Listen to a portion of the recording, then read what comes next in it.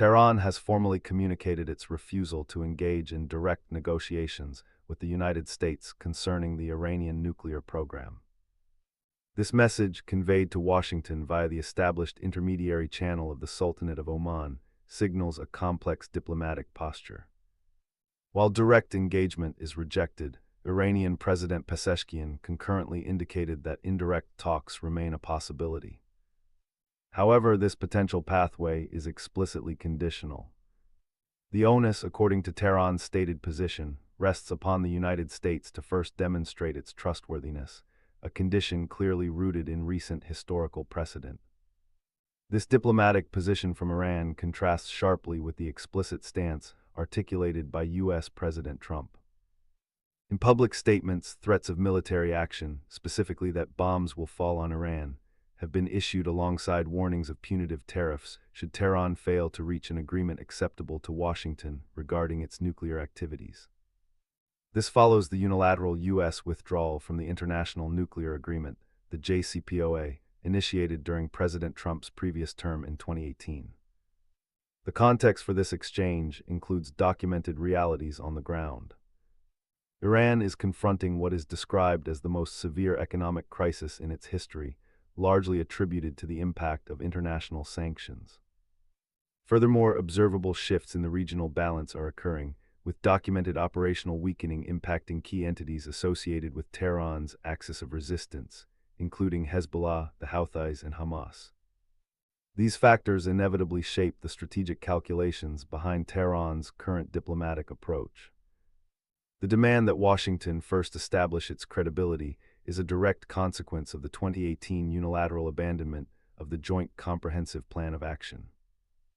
That action dismantled the established framework for verification and engagement, creating the operational basis for Tehran's current skepticism regarding commitments made by the United States.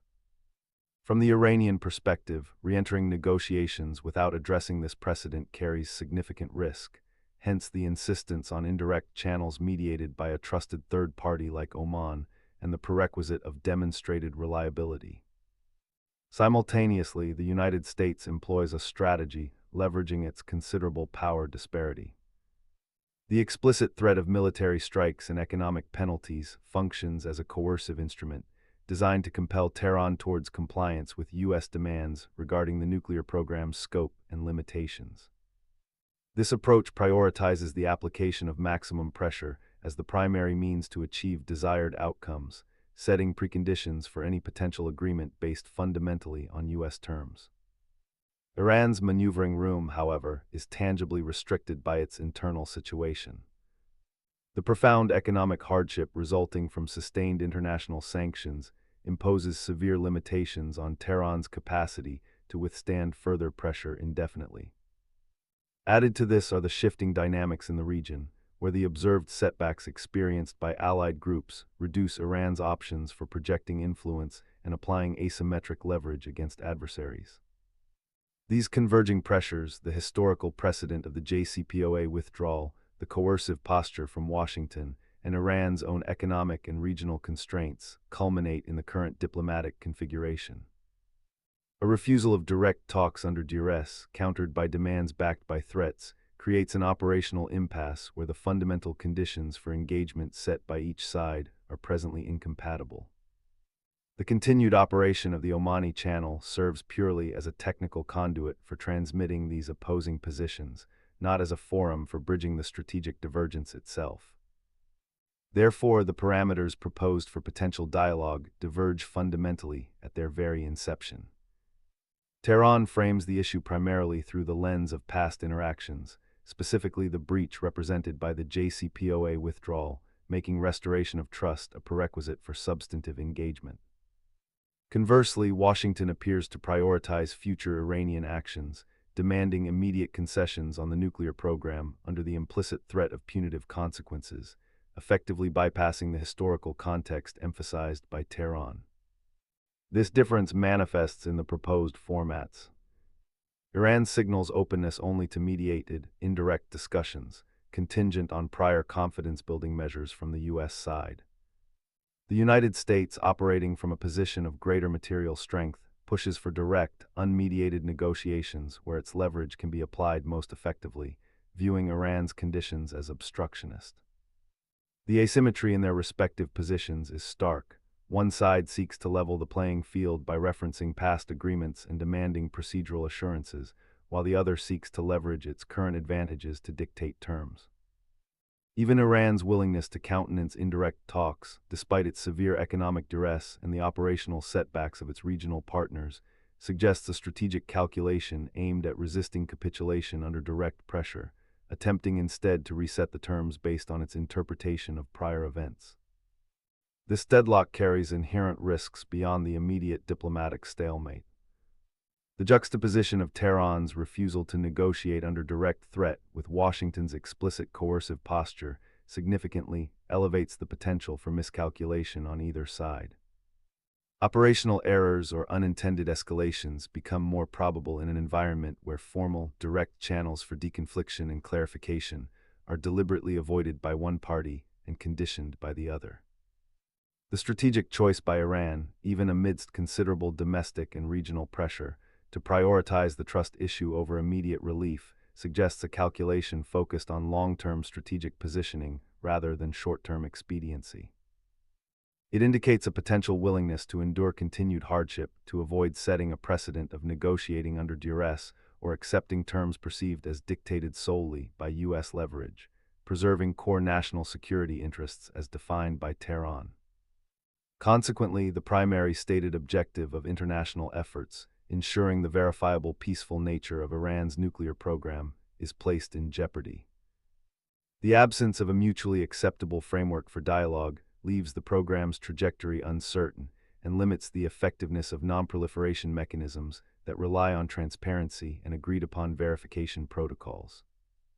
While the Omani Channel demonstrates the continued utility of intermediaries for basic communication between adversaries, its function is limited.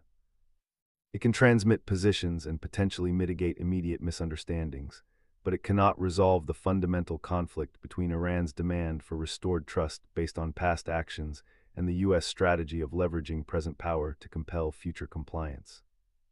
The implications of this standoff extend well beyond the bilateral relationship between Tehran and Washington.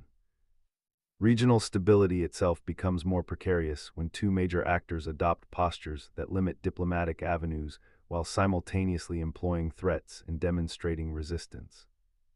The potential for spillover conflicts, whether intentional or accidental, increases in such a tense environment, particularly given the existing network of regional actors aligned with or opposed to Iran. Furthermore, the situation challenges the perceived reliability of multilateral frameworks and international agreements more broadly.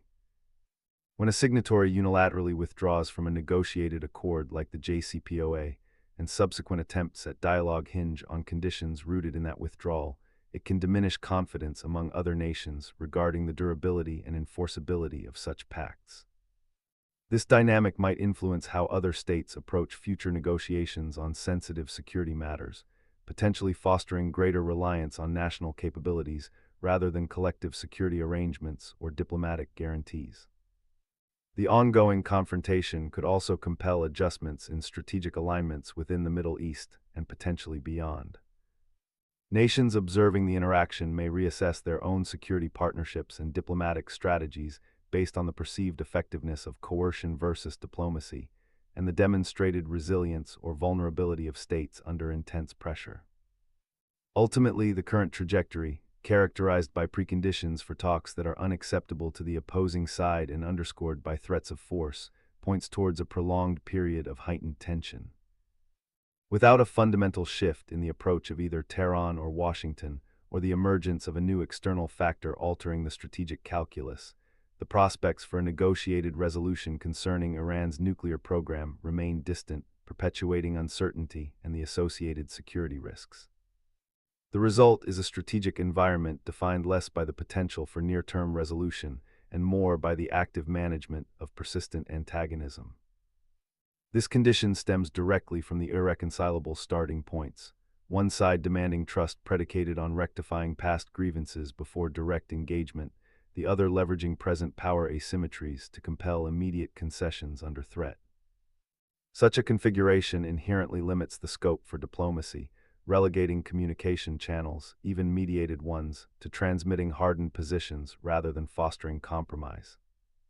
Consequently, the operational reality points not toward imminent de-escalation or breakthrough, but toward a continuation of strategic competition where the nuclear file remains a central point of friction, embedded within a wider context of regional instability and fundamentally divergent security perspectives.